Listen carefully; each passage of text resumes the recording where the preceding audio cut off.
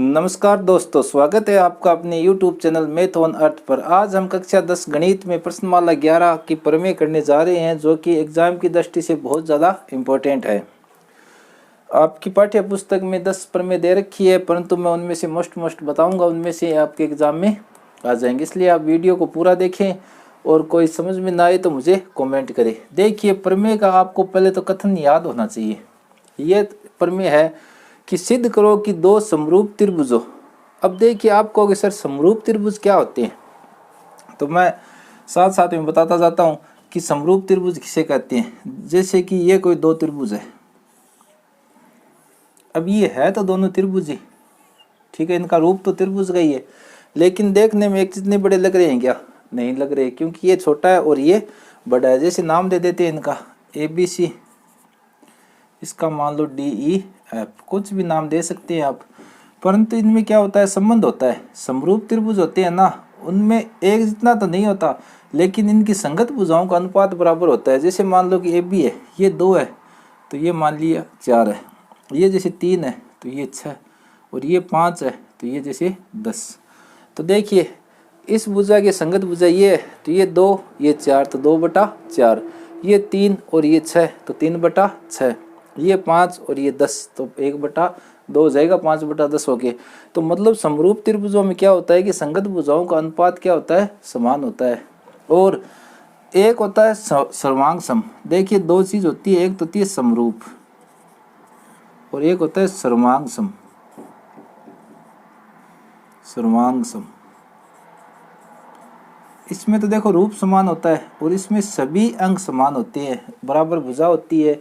इनमें कोण भी क्या होती है, संगत कोण हमेशा बराबर। अब समरूपता की कसौटी आपने 9th क्लास में पढ़ ली होगी, अगर नहीं पढ़ी तो मैं थोड़ा सा बता देता हूँ कि कोई भी त्रिभुज समरूप होने के लिए या तो 3 त्रिभुज बराबर होने चाहिए, यानी तीनों त्रिभुज नहीं, 3 कोण, त्रिभुज नहीं 3 कोण, एंगल, और 2 एंगल बराबर होने चाहिए, या 2 भुजा और 1 कोण बराबर होने चाहिए। इस प्रकार से क्या होती है, इनकी कसौटियाँ होती है, वो 9th क्लास में आपने पढ़ ली होगी।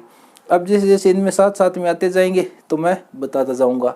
तो देखिए, 2 समरूप त्रिभुज है, उनके क्षेत्रफलों का अनुपात, यानी 2 त्रिभुज होंगे, उनके हमें क्षेत्रफल निकालने हैं, उनका अनुपात उनकी संगत भुजाओं के वर्गों के,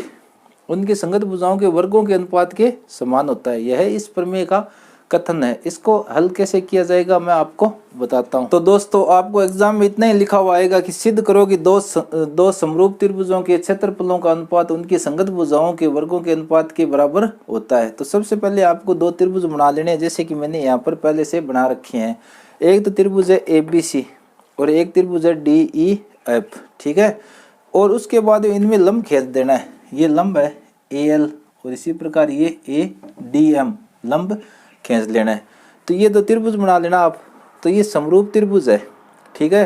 तो अब आपको क्या करना होता है, प्रमेय का क्या थोड़ा सा सिस्टम होता है, इसको लिखने का तरीका होता है। तो सबसे पहले आपको लिखना होता है दिया हुआ है।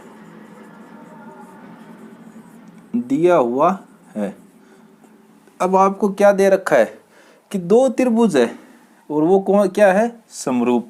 तो आपने 2 त्रिभुज कौन कौन से मांगे हैं, त्रिभुज ABC और त्रिभुज DEF, ये दोनों क्या है, समरूप। तो इसका चिन्ह होता है ये कि हमें दिया हुआ है कि त्रिभुज ABC समरूप है त्रिभुज DEF के, ये चिन्ह लगा दिया ना, तो इसका अर्थ होता है समरूप, ठीक है। अब देखिए, सबसे पहले आपको दिया हुआ है, अब आपको सिद्ध क्या करना है वो लिखना होता है। तो आप लिख देना सिद्ध करना है।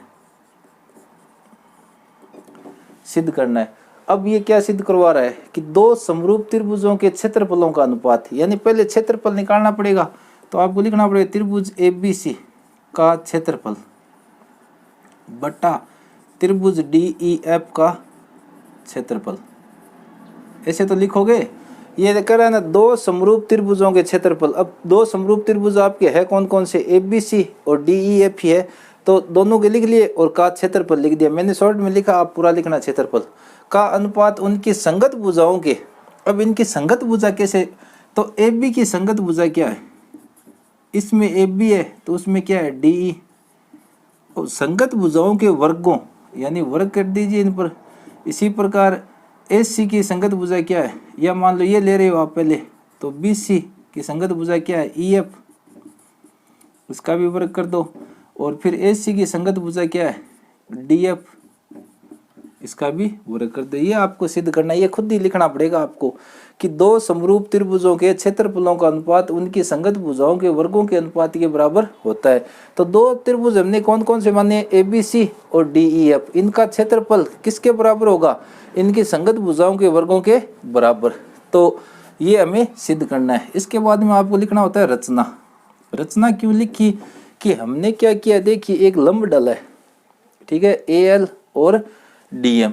तो इसमें लिखने के लिए आपको क्या करना पड़ेगा कि AL लंब है BC पर, इस BC पर ये AL लंब है और एवं लगा देना बीच में, एवं DM लंब है EF पर, ठीक है ना। ये हमने क्या किया, खींचा है, तो लिख देना खींचा।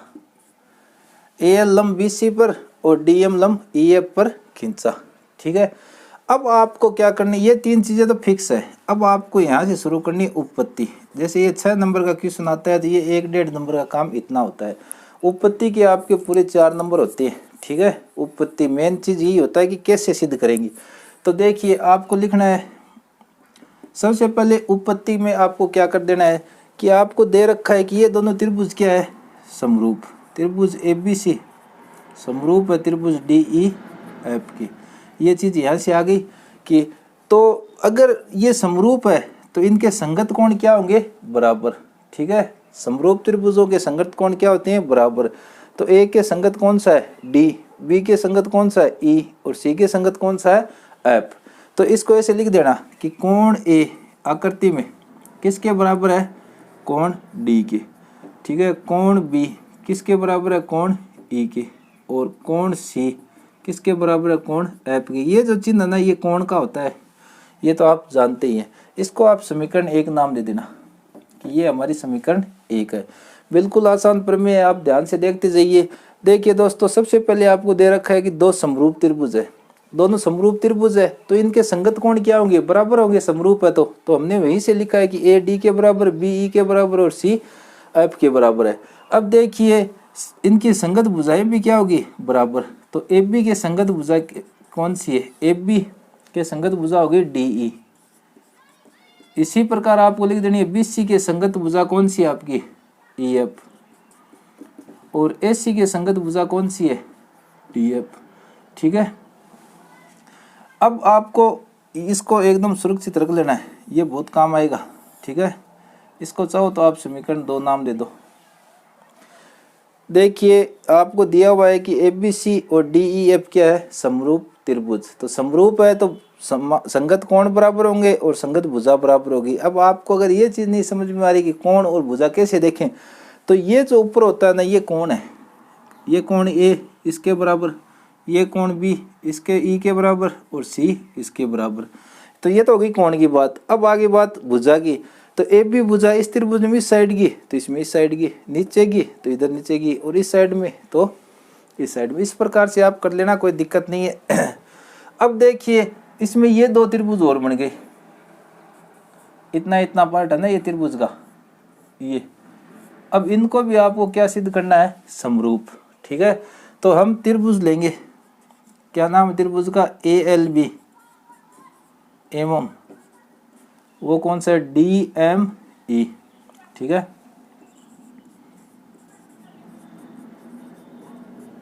जैसे इन दोनों त्रिभुजों में हमने समरूप सिद्ध किया ना, वैसे इसमें करेंगे।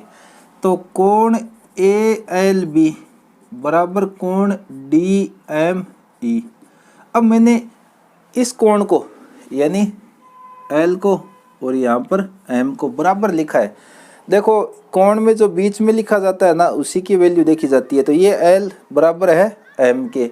ये बराबर कैसे हुआ, क्योंकि ये लंब है, ठीक है। और लंब हमेशा कितने डिग्री का होता है, 90 डिग्री का। तो ये दोनों 90 डिग्री के है, तो यहाँ पर लिख देंगे प्रत्येक 90 डिग्री की। प्रत्येक क्या है, 90 डिग्री के कोण है, तो इसलिए मैंने ये लिख दिया प्रत्येक 90 डिग्री के, ठीक है। फिर कोण B किसके बराबर है, कोण E के। कोण B किसके बराबर है, कोण E की। अब आप बोलोगे सर ये कहाँ से आया, तो ये देखिए कोण B को कोण E के बराबर हमने यहाँ पर कर दिया समीकरण 1 से, ऐसे लिख देना आप। क्योंकि ये तो बी ई के बराबर है ही, समरूप त्रिभुज में होता ही है। तो इस प्रकार क्या हो गया कि त्रिभुज ए एल बी, यानी ये छोटे वाला है ना, इससे इधर इधर का आधा भाग, ये भी समरूप हो गया किसके, त्रिभुज डी एम ई के। तो ये समरूप हो गया। कौन सी कसौटी से हुआ भाई, ये हुआ एंगल कसौटी से, क्योंकि इसमें हमने क्या किया है, दो कोण बराबर किए, एक तो एल को एम के बराबर, एक बी को ए के बराबर, ठीक है। तो दो कोण बराबर होते ही हमारा त्रिभुज क्या हो गया, समरूप। तो इससे हम क्या लिख सकते हैं, एल, क्योंकि अगर त्रिभुज समरूप है तो इनकी संगत भुजाएं भी क्या होगी, एक अनुपात में होगी। तो एल के बराबर क्या होगा, डीएम, अनुपात देखिए, और ए बी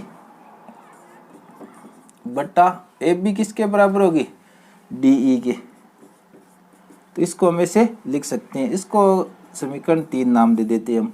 तो दोस्तों देखिए, अब समीकरण 2 और 3 को ध्यान से देखिए कि ए बी बटा डी ई इनके बराबर है और ए बी बटा डी ई इसके भी बराबर है, ठीक है। ए बी बटा डी ई इसके, इन दोनों के बराबर है और इसके भी बराबर है। तो इसका मतलब ये भी इनके क्या हो गया, बराबर। यानी हम अब इसको कैसे लिख सकते हैं, जैसे पहले तो ये लिख लीजिए आप, ए बी बटा डी ई बराबर बी सी बटा ई एफ बराबर ए सी बटा डी एफ। तो देखो ए बी बटा डी इनके भी बराबर, ए बी बटा डी इसके भी बराबर, यानी ये भी किसके बराबर हो गया, इनके, ठीक है। तो इसको आप नाम दे दीजिए समीकरण 4। ये मेन चीज आ गई आपकी, इसको नाम दे देंगे समीकरण 4। अब देखिए दोस्तों, इस साइड में मैं कर देता हूं थोड़ा।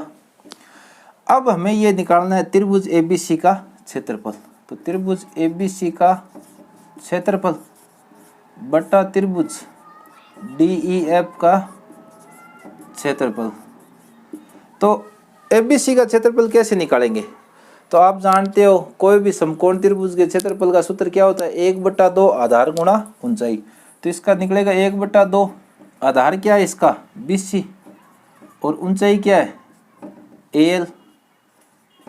इसी प्रकार इसका डीईएफ का कैसे निकालोगे, 1/2 आधार, आधार क्या है इसका, ईएफ, और ऊंचाई क्या है इसकी, डीएम। तो 1/2 से 1/2 कट गया। अब आपके पास में बचा क्या, इधर तो ये चल रहा है, यहाँ पर लिख देता हूँ मैं, इस साइड में तो ये चलेगा। तो आपका आ गया बीसी बटा ईएफ इंटू एल बटा डीएम। अब देखिए दोस्तों, एल बटा डीएम, एल बटा डीएम को मैं क्या लिख सकता हूँ, बीसी बटा ईएफ भी लिख सकता हूँ, क्योंकि एल बटा डीएम किसके बराबर है, बीसी बटा ईएफ के, समीकरण 4 से।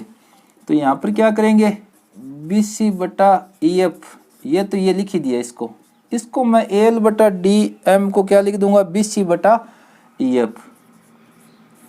अब कैसे लिखा, आप यहाँ पे लिख देना समीकरण 4 से, क्योंकि समीकरण 4 में हमने क्या कर रखा है, एल बटा डीएम को बीसी बटा ईएफ के बराबर दर्शा रखा है।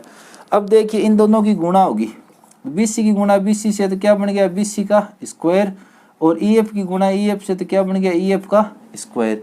और इधर क्या चल रहा है, त्रिभुज एबीसी का क्षेत्रफल बटा त्रिभुज डीईएफ का क्षेत्रफल। तो इन दोनों का क्षेत्रफल आपका क्या आ गया, बीसी का स्क्वायर बटा ईएफ का स्क्वायर। अब यहाँ से ध्यान दीजिए आप कि बीसी बटा ईएफ इनके बराबर दोनों के, तो इनका स्क्वायर भी क्या होगा, इन सब के बराबर। तो यहाँ पर आपको लिखना पड़ेगा ऐसे परंतु लगा के, परंतु ए बी बटा डीई बराबर बीसी बटा ईएफ बराबर एसी बटा डीएफ, ये लिख दो, ठीक है। अब जब बीसी बटा ईएफ इन दोनों के बराबर है तो इसका स्क्वायर भी इनके बराबर ही होगा। तो आप कैसे लिख सकते हो, ए बी स्क्वायर बटा डीई स्क्वायर बराबर बीसी स्क्वायर बटा ईएफ स्क्वायर बराबर एसी स्क्वायर बटा डीएफ स्क्वायर। और इस साइड में क्या आ जाएगा आपके, त्रिभुज एबीसी का क्षेत्रफल बटा त्रिभुज डीईएफ का क्षेत्रफल।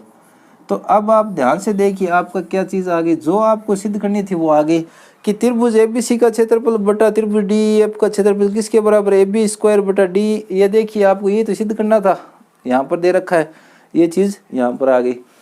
तो फिर लास्ट में आप लिख देना इति सिद्धम, यहाँ पर इति सिद्धम। ठीक है, इस प्रकार से आपकी ये प्रमेय पूरी हल हो गई। बहुत ही आसान प्रमेय है, कुछ नहीं है। सबसे पहले आपको समरूप त्रिभुज का कॉन्सेप्ट समझ में आना चाहिए। समरूप त्रिभुजों में 3 प्रकार से होती है। ठीक है, तो सबसे पहले आपको दोनों त्रिभुज ले लेने हैं, इनकी तीनों कोण बराबर दर्शा देने हैं, भुजा का अनुपात दर्शा देना है। उसके बाद में दोनों त्रिभुज लेके और ये छोटे वाले जो अंदर बनाई है ना इस साइड में, वो लेके उनको भी समरूप दिखा देना है और उनकी भुजाओं के बीच में संबंध निकाल लेना है। ठीक है, फिर आपको क्या कर देना है, इस भुजा को भी इनके बराबर दर्शा देना है। फिर इनका क्षेत्रफल निकाल लेना है। क्षेत्रफल निकालने के बाद में आपको इसका स्क्वायर कर देना है और ये चीज़ इसके बराबर होने के कारण सब पर स्क्वायर लगा देना है। आशा करता हूँ आपको ये प्रमेय समझ में आ गई होगी। फिर भी यदि कोई दिक्कत रह गई तो आप कमेंट करना, मैं दोबारा समझाने का प्रयास करूँगा। आगे की प्रमेय अगले वीडियो में करेंगे। तब तक के लिए जय हिंद, जय भारत।